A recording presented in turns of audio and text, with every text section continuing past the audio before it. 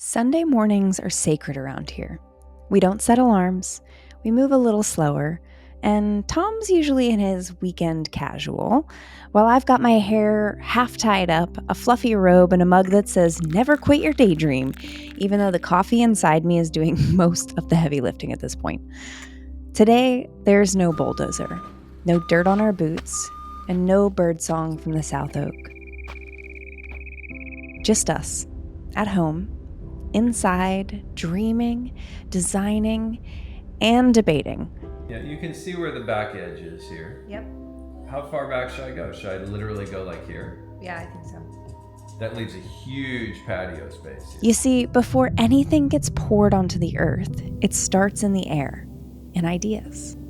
And this morning, we're laying out the very first rough draft of what will become our home, and eventually, the Her Sanctuary. A space where women will gather to regulate, release, and reconnect with themselves.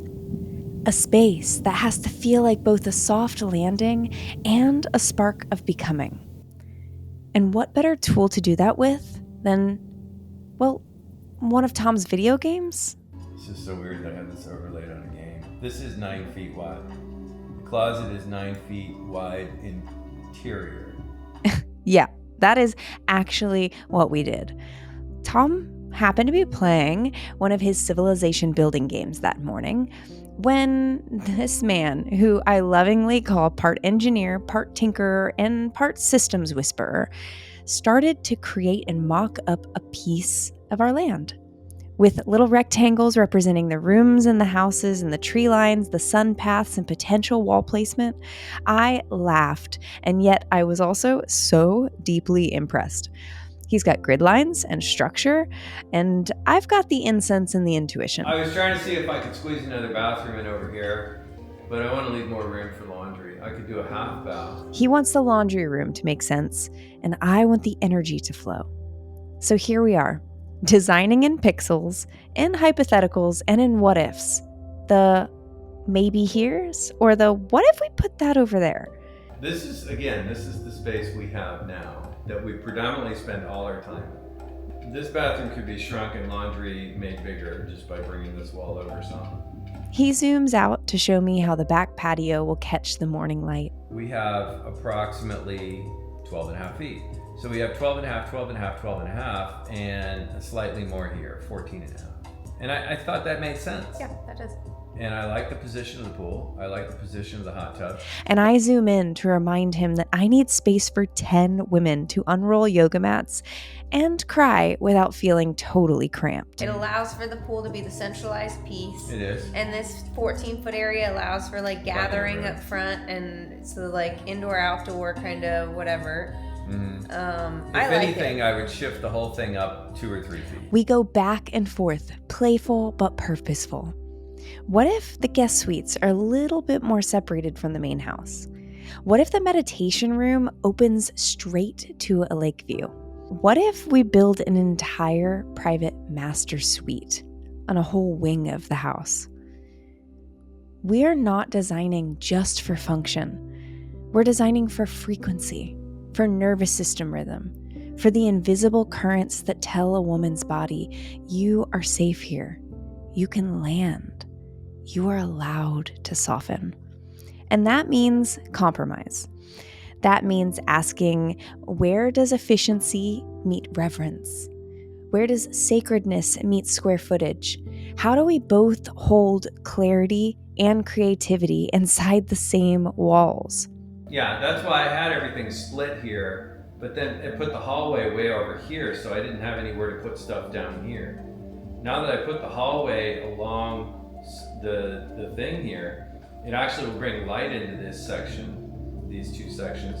And I moved this door back too, so it was symmetrical with that door, so that this looked the same as this. There's no door here. Well, we don't have to get it perfect today, but we are getting a step closer.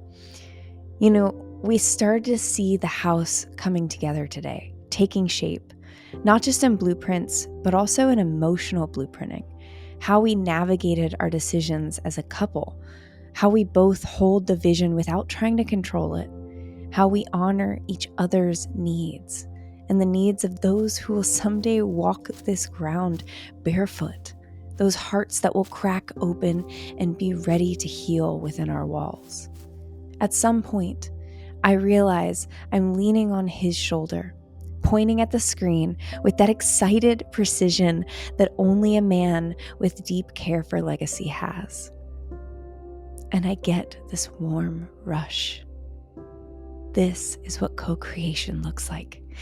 Not just for a house, but for a life, for a mission, for a place that will outlive us in the best way. So no, this episode doesn't have a dramatic drone footage or foundation being poured, but it is just as important. This is the work you don't always see. The slow, sometimes silly, sometimes sacred work of deciding what deserves to be built and how to build it together. So stay with us because we are just getting started. Now, before we go any further, you should probably know some things about us. Tom, well, he's the logic, and I'm the energy. He's the spreadsheets, I'm the sensation. He wants sharp corners and utility closets, and I want curved archways and enough room for the moonlight to spill in softly. He uses words like load-bearing, and I use words like energetically aligned. He wants every inch to have purpose, and I want every inch to have presence. And this is where the magic, and let's be honest, the mischief, really begins. Tom is methodical. He'll spend hours researching the most efficient solar power, ICF, or HVAC layout known to man. Meanwhile, I'm over here with a Pinterest board titled Modern Peaceful Meditation Spaces. He wants the sink centered under the window, and I want to know if the window faces the sunrise or the sunset, because that matters to the vibe. And don't get me wrong, he's not cold. He's thoughtful, generous, and wildly patient. He just thinks in systems, wants to know how the house will breathe, how the sound will travel, and how the guests will flow from one room to another. And I'm over here asking how it will feel when 10 women are sitting in a circle, candles lit, exhaling for the first time in months. We've had actual debates about whether or not it's wasted space to build a meditation loft. He calls it an inefficient use of square footage, and I call it an essential for elevation and transcendence. And we both make valid points. This is our version of a Sunday morning intimacy. Not bubble baths or brunch, but a little back and forth about whether a sacred soaking tub should be tucked into a corner or placed under the skylight so you can see the stars while you sob. You might be starting to pick a side already. Maybe you're Team Tom, giving clean lines, no clutter, and clear functionality. Or maybe you're Team Jayna, give you intention, softness, and a room that doesn't just work, but welcomes you. Either way, you're not wrong. The truth is, the sanctuary needs both of us. His structure holds my flow. My vision softens his precision. And what we're building isn't just a house. It's a blueprint for what happens when logic and soul design something sacred together. Now, just when I thought we'd be spending a few more weeks pixel arguing over window placement and sacred soaking tubs, something unexpected happened. Well, I went back to the land and I found something slightly buried, and yeah, this something was once living and breathing. And no, I'm not talking about metaphorical or emotional symbolism. I'm talking about something tangible that actually made me stop in my tracks.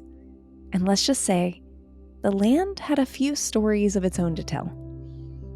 And because I've learned by now that mystery never shows up alone, around the same time, a new presence began whispering in. Or should I say, two. Guides, advisors, characters of their own. Let's just say the next phase of this build is about to get, well, a little more interactive. You'll meet them soon, but first, come see what I unearthed Episode 3 is waiting. That's it for this piece of the journey. Maybe you felt it too. The weight of the old walls we're tearing down, the hope in the foundation being poured, the way this land already feels like it knows us. If you're into sacred spaces, slow creation, or you just want to see what it looks like to build a nervous system-led life from the soil up, then stay close. This sanctuary will hold movement, meditation, silence, and sisterhood. One day, you might sit under the South Oak with us. And for now, thank you for being here, for witnessing, and for dreaming alongside me. We're not just building a house, we're building a place where women can come home to themselves. See you in the next chapter.